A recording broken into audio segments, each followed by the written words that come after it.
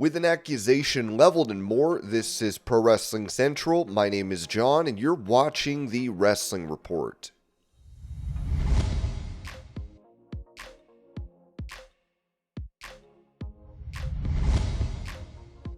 Reacting to Cody Rhodes telling The Rock to go F himself at Elimination Chamber, AEW's Director of Business Development, Jeff Jarrett, noted on his My World podcast, "Not needed. That's my gut reaction. What's the upside? What did you get out of it? It just wasn't needed at all." Jarrett also said this about the online nickname of Break-A-Wish for Cena. "It resonates. It's certainly not confuse them, you lose them. It's the opposite of that. Everybody understands that. Will it in this politically charged environment? At the end of the day, it goes without saying, and I've said it a bunch on My World, yes, we're pop culture, but people understand more now than ever that we're theater. We really are Shakespeare to the masses. I just don't think there's going to be the offense that there could have been even 2, 3, 4, 5 years ago. I just don't think it's going to happen today because of John Cena and his legitimate record of setting all the Make-A-Wish records, and The Rock and the brand and WWE and the industry as a whole. We're on 7 nights a week, so we're in people's homes. People understand who and what we are."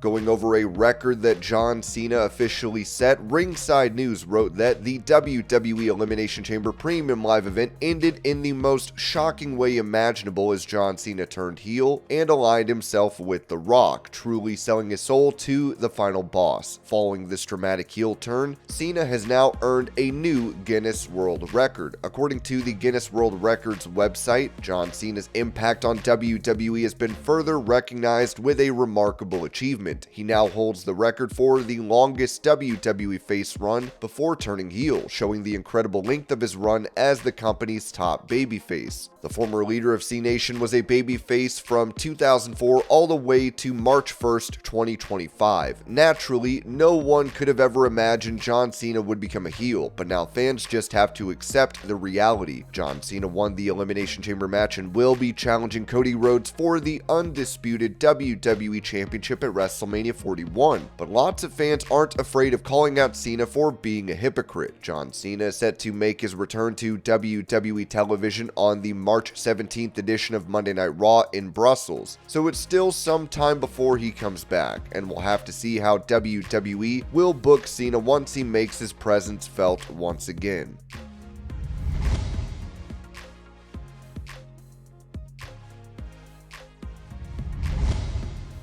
When it comes to the internal reaction from talent in WWE to Cena's heel turn, Sean Ross Sapp said during a Q&A for Fightful Select, "A lot of pleasant shock. This was the type of thing that even people on the roster had thought was possible, but just didn't think would happen. There was a lot of excitement on the roster because they knew it would lead to more eyes on the show."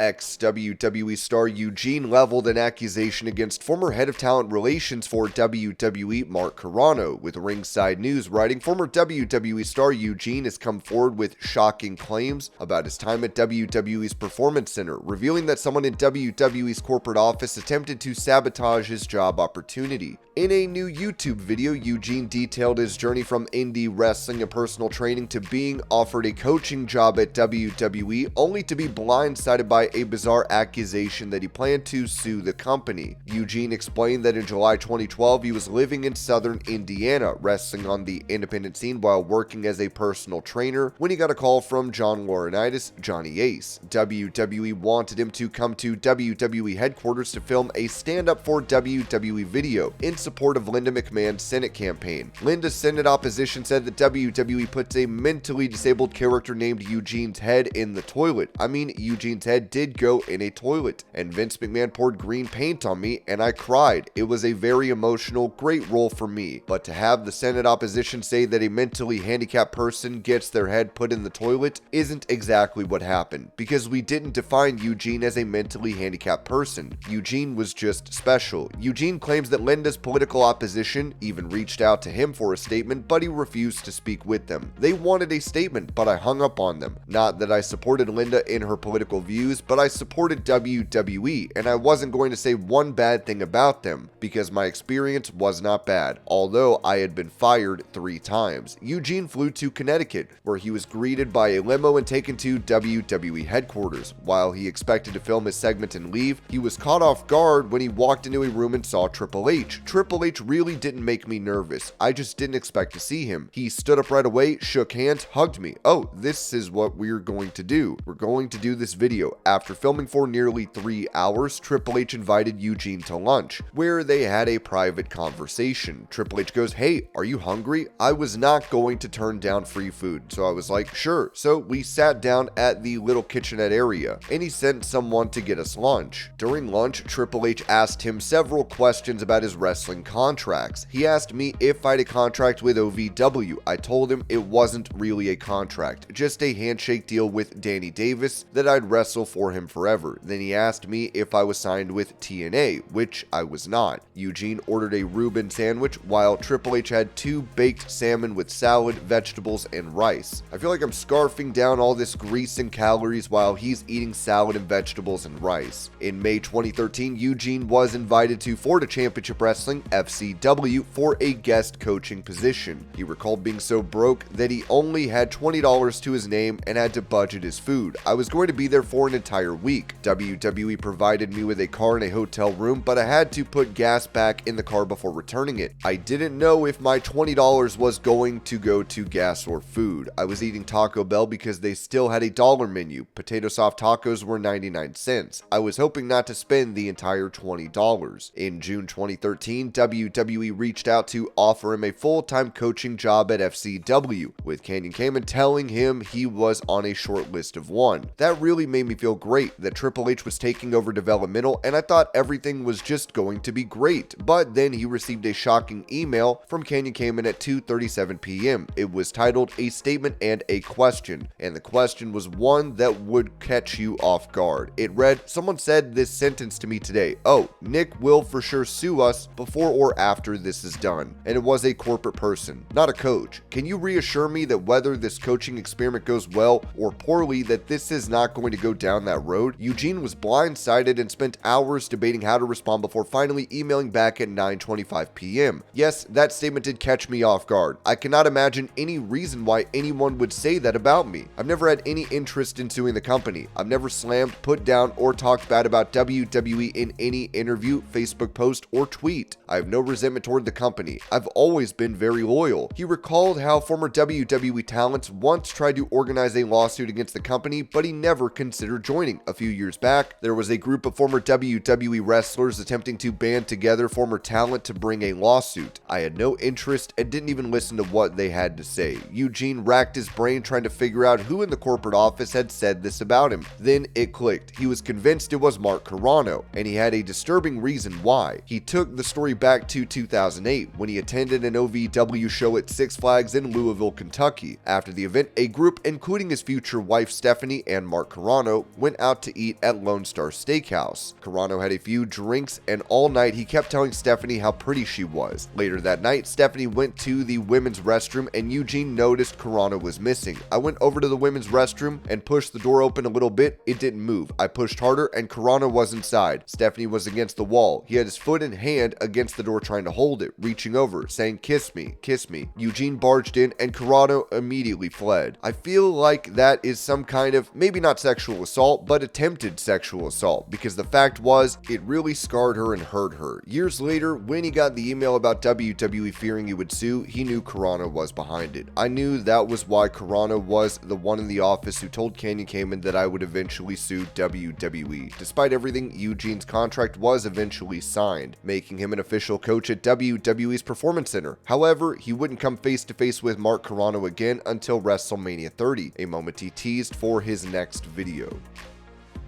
And this was your pro wrestling news update. I hope you're all having a great day. Thank you so much for watching, and I will see y'all later.